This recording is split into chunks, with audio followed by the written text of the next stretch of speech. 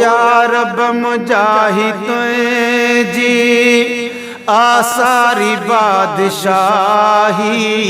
असां बानड़ा हूँ तुहें जा तोखे ठहे वडाई या रब मुजाहिद जी आसारी बादशाही असां बानड़ा हूँ तुहें जा तोखे ठहे वडाई या रब मुजाहिद जी ओ पंहिंजे नूर मां तो पैदा कयो मोहम्मद हिन सारे जग खावल अग में बनाई अहमद सभिनी मञो नबीअल आदम खाई सताई असां बानड़ा हूँ तुहें जा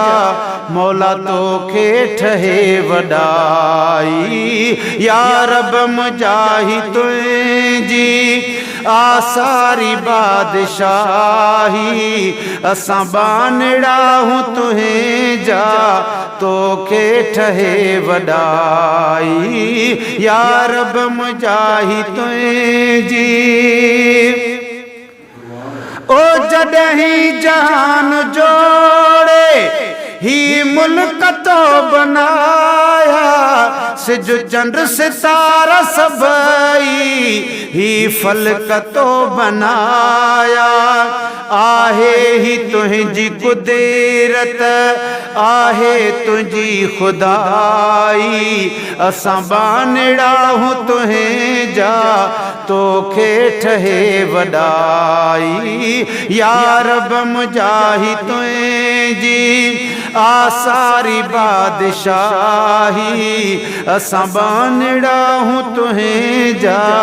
तोखे ठहे वडाई या रब मुजाहिद जी ओ तुझे जिक्र में जागल वेही था सारियूं रातियूं हू करे असुर सां मिठड़ियूं लवन थलातियूं आहे उन्हनि पखियड़ तुझी वात वाई असां बानड़ा हूँ तुहें जा तोखे ठहे वडाई या रब मुजाहिद जी आसारी बादशाही असां बानड़ा हूँ तुहें जा तोखे ठहे वडाई या रब मुजाहिद जी ओ रहंदो न कोई हितेड़े हर कंहिंखे आहे हलेणो तोखां सवा खुदा ॿियो हिते नाहे कोई रहेणो हर शइ थी वेंदी फानी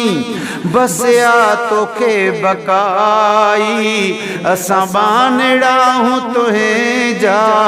तोखे ठहे वडाई या रब मुजाहिद जी ओ हिकिड़ो बि थोरो तुंहिंजो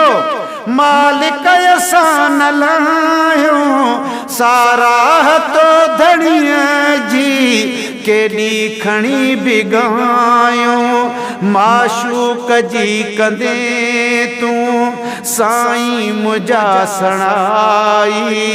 असां बानड़ा हूँ तुहें जा तोखे ठहे वडाई या रब मुजाहिद जी आसारी बादशाही असां बानड़ा हूँ तुहें जा तोखे ठहे वडाई या रब मुजाहिद जी।